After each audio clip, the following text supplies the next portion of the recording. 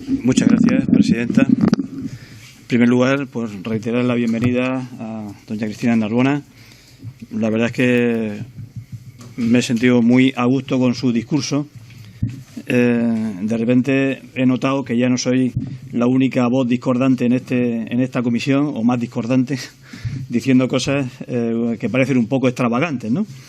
Y de lo cual me alegro enormemente, ¿no? Hablamos en fin, trasvase, por ir rápido, porque como tengo menos tiempo que todos los demás, tengo que ir al grano y no puedo entretenerme mucho. La frase que utiliza siempre el Partido Popular es que el gobierno quiere cerrar el trasvase, ese es su emblema de guerra y tal, ¿no?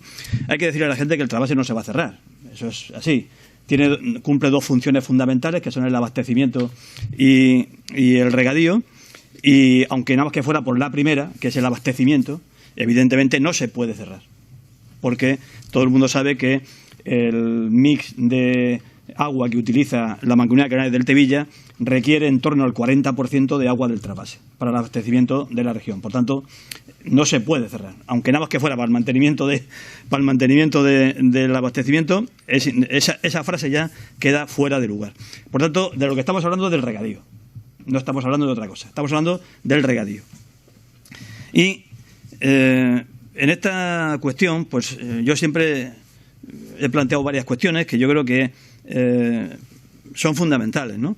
Me ha encantado la primera frase que ha dicho, como no se ha calificado como fundamentalista ni como trasvasista, en un sentido ni en otro, y que evidentemente hace falta hablar con serenidad de estas cuestiones, porque en el mundo cambiante en el que estamos, donde las cosas cambian de un día para otro de manera muy radical, además, pues es necesario prever el futuro, y me ha encantado también la palabra que ha dicho, con prudencia, desde la prudencia fundamentalmente, ¿no? Y sobre todo oyendo, lógicamente, el discurso y el conocimiento científico. Hoy, afortunadamente, más intenso y más rápidamente actualizado que nunca, ¿no? Por tanto, aprovechemos esa circunstancia. Y en ese sentido, cuestiones, yo siempre lo he planteado en esta comisión, que hay que hablar del trasvase, hay que hablar de futuro del trasvase, pero poniendo todos los datos y todos los elementos de la ecuación encima de la mesa.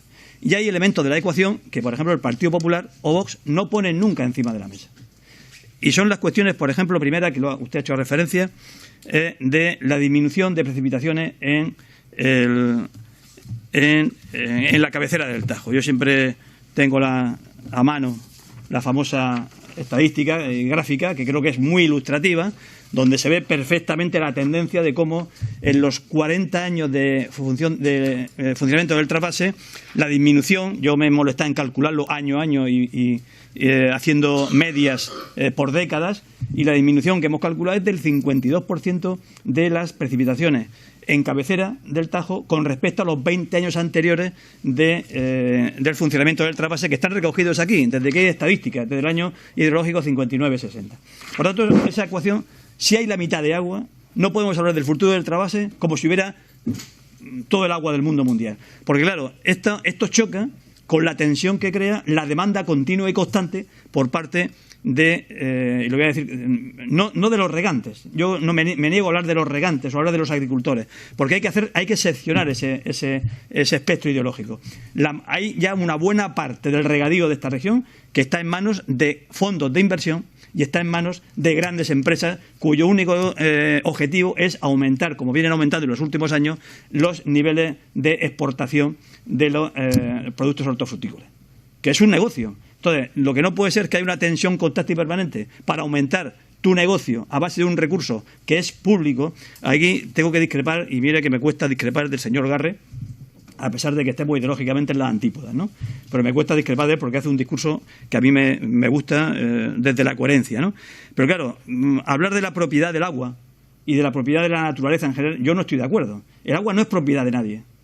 Y no podemos, claro, si le añadimos ese concepto capitalista de que como es propiedad, es un elemento, un recurso vendible y utilizable en el mundo económico, creo que hay que cambiar un poco también ahí la perspectiva, ¿no? Entonces, y ahí entro con el siguiente planteamiento que yo siempre he hecho en esta comisión también, es que el fruto del trasvase, que es aumentar y enriquecer la agroindustria intensiva, ha tenido unas consecuencias desde el punto de vista medioambiental fatales en la región de Murcia. Ahí está el Mar Menor. Ahí está el grado de contaminación del conjunto de los acuíferos de nuestra región, que además hemos sido, conjuntamente con otras comunidades autónomas, sancionados por el Reino de España, por la Comunidad Europea, precisamente porque no somos capaces de atajar esta cuestión. Ahí está la lucha permanente y constante contra la ley del Mar Menor, para preservar este ecosistema, ¿no?, que se ha ido degradando. No digo el ecosistema, que ya está bastante degradado, sino la propia legislación para preservarlo y protegerlo, ¿no? Por tanto, nuestra posición no es atacar el trasvase para cerrarlo. Insisto en el primer planteamiento que he hecho. La población debe saber, y los murcianos deben saber, que dependemos para beber el agua corriente que vemos todos los días en nuestra casa al menos entre un 35 y un 40% del trasvase. Por tanto, ya es un elemento. Y por tanto, circunscribamos el debate al regadío, y además no me niego también a plantearlo desde ese punto de vista tradicional, histórico, sentimental, del que siempre echamos mano para justificar estas cosas. Estamos hablando de un negocio de 3.800 millones de euros en el último año de exportaciones, por ejemplo. Además de ese también elemento sentimental, tradicional de nuestros agricultores, de una parte que representan todavía existente, ese núcleo social todavía existe afortunadamente en nuestra región, pero también existe el otro, que cada vez es más mayoritario y es el que presiona lógicamente en el aumento de la demanda de esta cuestión, del agua concretamente. Por lo demás, lo del trasvase del Ebro que ahora se resucita, pues tengo que discrepar también. No discrepo de absolutamente nada. Me ha encantado el recorrido histórico que ha hecho el señor Garre, que me parece genial. Además, me comprometo a ver el vídeo varias veces para aprendérmelo bien, porque creo que es una fuente de sabiduría que hay que tener en cuenta. Pero plantear eso como ahora la solución, me parece que es errar el tiro total y absolutamente. Yo no entiendo, por ejemplo, cómo es posible que la ley del trasvase inicialmente en los años 70... finalizando su Termino en 30 segundos solamente, Presidenta. Contemplara una reconversión en el campo de Cartagena de 32.000 hectáreas y se haya llegado a regar casi cercanos a las 60.000 hectáreas. A lo mejor es lo que tenemos que plantearnos como otro elemento de la ecuación de futuro, redimensionar de alguna forma el tamaño de la agroindustria intensiva en nuestra región. Y a lo mejor lo que hace falta es precisamente ese sector agrícola que más tradicional, al que hacemos referencia sentimentalmente, históricamente, potenciarlo mucho más precisamente. Por tanto, termino con esto. Le agradezco su planteamiento, creo que muy acertado desde mi punto de vista y que resalta por los elementos que nosotros hemos venido planteando aquí en esta comisión desde el principio. Muchas gracias.